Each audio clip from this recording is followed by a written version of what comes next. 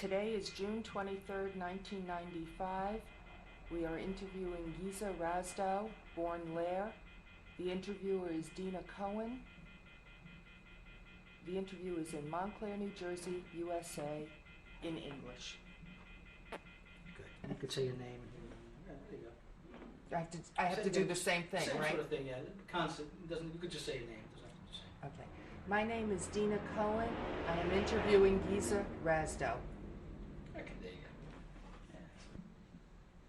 Okay. All yours. Could you please state your name for me and spell it? My name is Gisa Razdow, Gisarazdw. And your name at birth? My name at birth was Lehr, L-E-H-R. Were you known by any other names? No, And when were you born? I was born on April 29, 1909, Where? in Sadagora, Could you spell which S-A-D-A-G-O-R-A, which was at that time the Austro-Hungarian monarchy. So I was Austrian. And was Sadagora a small town, a Yes, large a city? very small town, just a few miles away from the capital of the province of Bukovina, and the capital's name was Czernowitz. What was your life like in Sadagora? As much as I can remember, I only stayed there until I was 5 years old, but it was very pleasant.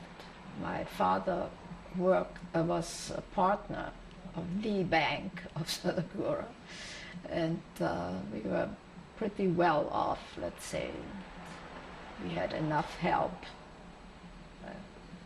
full-time sleeping maid, and another maid for my little baby sister who was born in 1913. And we had the run of the town. We were 3 children that the fourth didn't count because she was a baby. But my 2 brothers and I had a very nice childhood, very free and pleasant. And we knew everybody, and everybody knew us, as it is small towns. Where did you move when you were 5? When we were 5, World War I started, and my parents fled Sadagora to safety, and we went to the capital of Austria. We went to Vienna. The trip was quite difficult because all the trains were taken by the army for troop transports.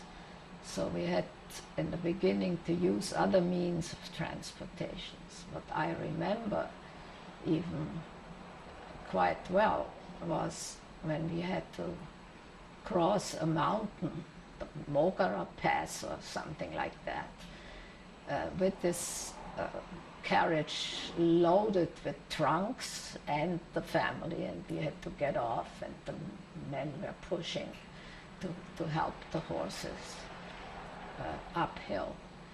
And it was very hot, it was in summer. And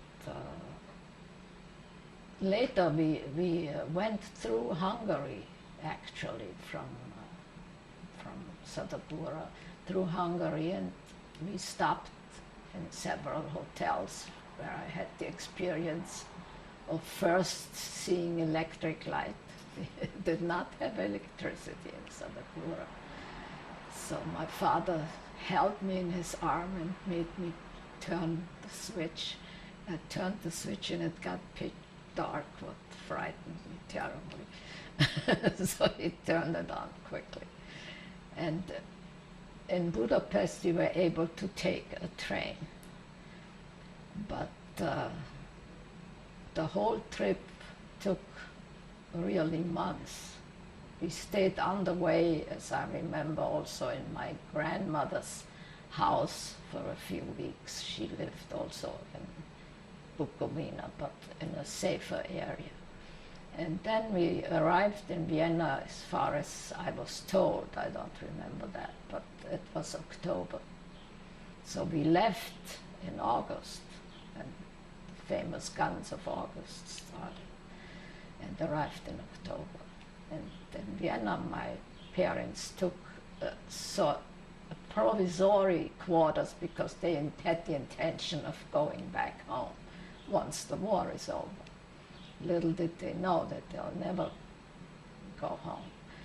So we shared an apartment with another family, also refugees from Galicia, from a town named Drohobych, which was an oil center, as I later heard. And we got along very well with these people. They also had 3 children, and we had 4 children. And of course, my mother took the maid along. She stayed with us until I was 15 years old. She was also my wet nurse. My mother could not nurse, so she loved me like her own child and spoiled me proud. So in Vienna, the things were not so great because the war was on and food became more and more scarce. In the beginning it was all right, but let's say 2 years into the war we had to stand in line for potatoes. So my mother sent every child, because everybody got only 2 pounds of potatoes. So the maid went, and the 3 big children went, and we all got our 2 pounds of potatoes. And it was difficult.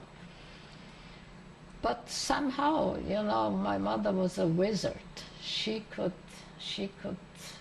find people on the black market and so on to feed her family. But she had other worries, because my father had, of course, to go to the army. And he always thought of himself as a very sick man, but he was just a hypochondriac. They took him right away. And so my mother had a brainstorm. My paternal grandparents were not married legally, as very often happens in Jewish families. They were just married by a rabbi, which didn't count. And my paternal grandmother was born in Jerusalem. There's an interesting family story about that, but I don't think I'll go into that now. She was born in Jerusalem, and Jerusalem in those days was in Turkey. Palestine was part of the Ottoman Empire. So my mother thought maybe I could just prove that we are not Austrians, we are Turks, because my husband is a child born out of wedlock from a Turkish mother. And it so happened that they had the birth certificate of my grandmother, who did not live in those days. She died when I was a baby. So my mother went to the Turkish consul. She was 25 years old, had 4 children, and very pretty. So she went to the consulate and hit on a very nice young officer there and explained to him that her husband is serving wrongly in the Austrian army, that really he should be Turk. The Turks, by the way, were our allies. It was the Dreibund, the Germany, Austria, and Turkey. So, to make a long story short, she succeeded to get us the Turkish citizenship. So we were Turks, and my father came home from the army. He had to serve because they were our allies, but he couldn't serve really in a Turkish regiment. He didn't speak Turkish or anything. So they gave him an office job or something, and he came home. And finally he got a job in a bank, which was what he could do, and so at least we didn't have to worry about where to take money for living. I mean, they had some savings, but not that much. And from then on, we had a lot of fun with being Turkish. All our friends and colleagues gave us funny names. It's different. So the war lasted until 1918. And 1918 was also the year where my parents finally were able to find an apartment, so we didn't have to share with another family. We were growing up and we went to school there.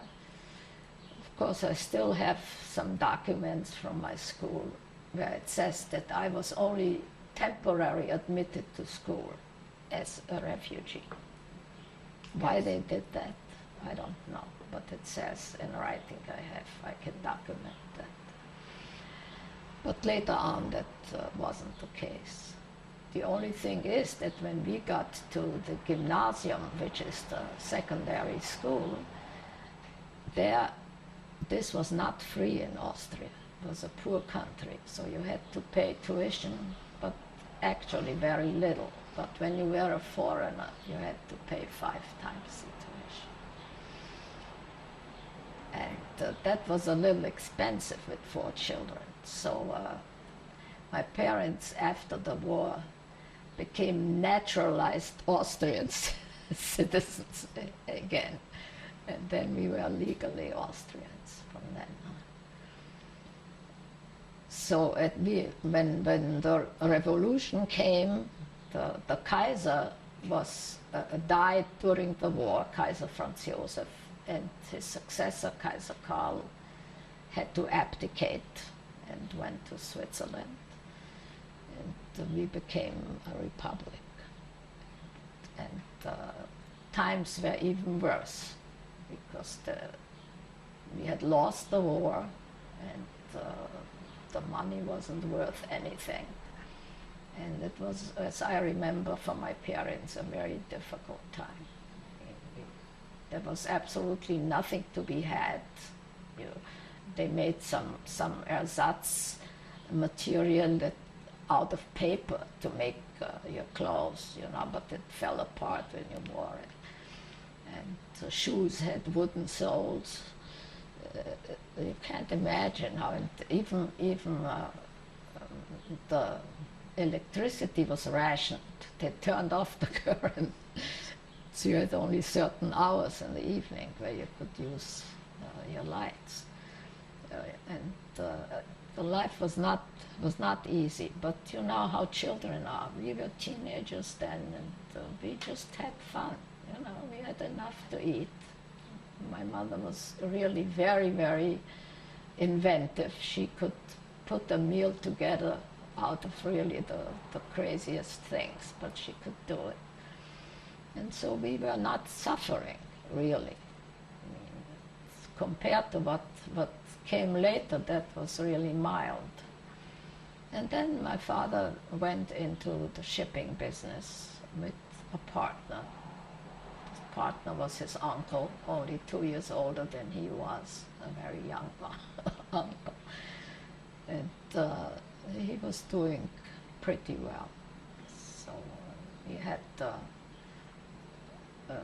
he was able to send all 4 children to college. So we went to the Vienna University. By that time, I had met my future husband, who went to high school with my brother. He came to the house, and he was an artist. He liked to draw and to paint, and he painted me and found me beautiful. And I couldn't imagine that somebody could find, when you're a teenager, you always think you're ugly. And I was very impressed that somebody who really thinks I'm beautiful. And he became sort of part of our family. He was the son of a widow, very poor. And he liked the family. We had a very open house. My mother was very young, and she enjoyed having kids around her. So we had sort of a gathering place. All the young people came to us. We made ping pong tournaments on our dining room table. Things like that. And of course we had to take music lessons. In Vienna everybody does, and we had at one time even 2 pianos, because the second one was a good buy, and my mother thought she'll buy it for my sister. My sister was a really good pianist, so when she gets married she can take it. And we had really a very pleasant and nice life in Vienna. Did you experience any anti-Semitism in Vienna? Yes, we did. We did, especially at the university. That means officially there was really no discrimination. You could get in anywhere, you could study anything you wanted. You had no problem to be a student at the university as far as officialdom is concerned.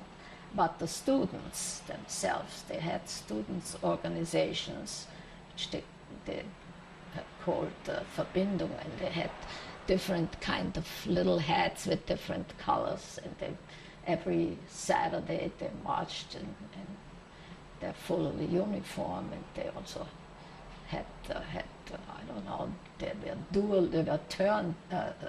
they were taught to duel, you know, with the sword.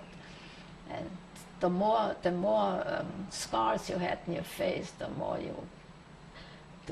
you were liked, because you were a hero. You know. So really terrible. And these students really were quite anti-Semitic. Many of them, there were different ones, but some of them were. And when my younger brother went to medical school, and he stayed there at all hours, because sometimes you do your research and you have to stay. And when he went out, there was on each side of the door a row of these students waiting for them, for the Jewish students to come out and hit on them. So he really had to, he said he broke a chair so he could have a chair leg to defend himself. And he came home really furious. So these things happened. And the police had no right to go into the university grounds. They were autonomous. They had their own security. And of course they didn't do anything about it. So we had incidents. And later on, of course, after in the 30s, they were marching in the street, singing all these anti-Semitic songs. But the government did something about it. They outlawed the Nazi Party. So they were not allowed really later on to do that. But so they went underground. And we knew them. We knew the Nazis by the way they dressed. They wore these short Austrian lederhosen and white knee socks. And they had their swastika on the inside of their lapel, so they could identify themselves to each other. You know. So the party went underground, but of course they were still there. And sometimes when we were in summer, we went to the country. Which is beautiful. I mean, Austria is a beautiful country. I still love it. And we went to the mountains and did a lot of hiking and things. And very often we heard the people talk. They didn't know we were Jews. They'd never seen a Jew. Most Jews lived in Vienna or in the big cities, in the countryside. They, of course, they heard from the church sermons what bad people the Jews are. And they were talking freely about it because they didn't know that we are Jews. They imagined Jews must have horns, they must look different. And so we knew really what's what, but nevertheless we felt comfortable enough that we absolutely refused to think of emigrating. when we had cousins in America who came to visit. Maybe that was, I would say, in the 30s. And they urged my husband to go to America. You would have, you're talented, you're an engineer, you're a scientist. In America, you will really get a much better chance to get somewhere. And I thought, my God, who wants to go to America? Yeah, and my mother, of course, she wanted all her kids right near her, you know, possibly in the same building when they get married. So nobody even thought of that. Even so, we could, if you wanted, you could see the signs, but we just didn't do it. And then when my husband was finished with schooling, which was very difficult for him because they were, as I told you, very poor, but there were possibilities for poor people. They got scholarships, and he studied on scholarships all through the years. And when he was finished, he saw that, especially he did his PhD in physics at the university, and at the same time he did electrical engineering at the Institute of Technology. And at the Institute of Technology, the professors were openly anti-Semitic. There was one professor who told the students, you will have a very big exam, final exam, in about 6 weeks, so be prepared. And I tell the Jews, I'll try to trip you. You have to really be prepared. Can you imagine that somebody says that? He did. So of course my husband and a friend of his, they sat down and they locked themselves in a room and they studied like crazy, and they were well prepared and they passed. But of course the result was that the Jews were really better engineers, but they were forced to be. And nevertheless he knew that he wouldn't get a really good job. And since he was really very talented already in high school, he built a radio transmitter for the school, and the physics professor loved him. So, and he published a lot in the papers, you know, scientific papers. So he was already quite well known when he graduated from college. When did he graduate? He graduated, let me see, 1932. So in 1933, a French company contacted him, a company that made radios. In those days you only had radios.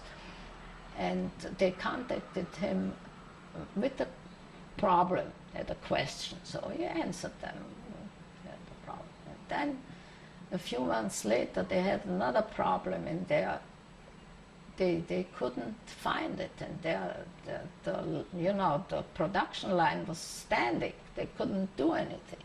So they asked him, could he come to Paris and see what he can do? So he came to Paris, and he worked on it for a few weeks as a consultant, and he solved their problem, so they hired him. They said, if you want to come to France, we'll hire you.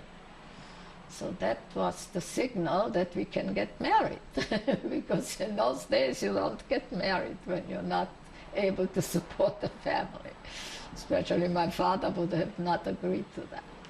And I was almost finished with school, so he went to Paris by himself, and I finished school. I still had a year. I finished my thesis, but I have to write it up and things.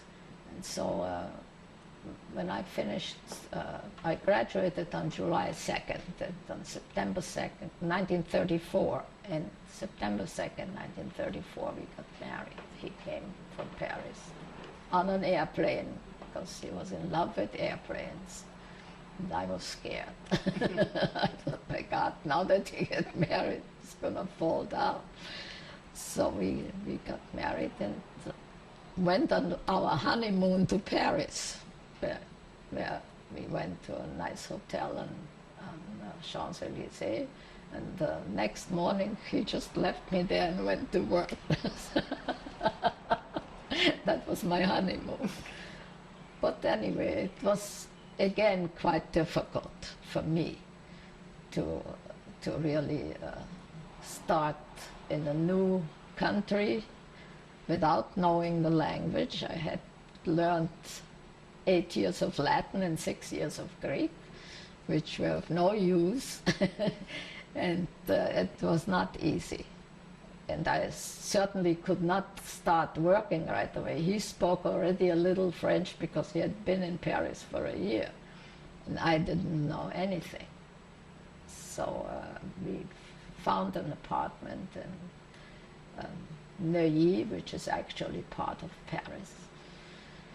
And I must say I learned the language pretty fast, and so I decided I'm going to work. And I worked in his outfit where they made radios, and my husband was furious why these things happened. This because they had no quality control. So every part had to be tested if you want the things to be right. So he gave me the job. He said, you are going to start quality control. So I had to build all this, the setup, the instrumentation, how to do these things, which was not bad. But that took me about 6 months. And after 6 months, you start to do the control. What that means that you take a little piece like a resistor or something and stick it into a certain outlet and look at the instrument. So how interesting can that be? I really hated to do that, and anybody could do it. You don't need to be a physicist to do that. So I trained one of the women there to do it for me, and then I retired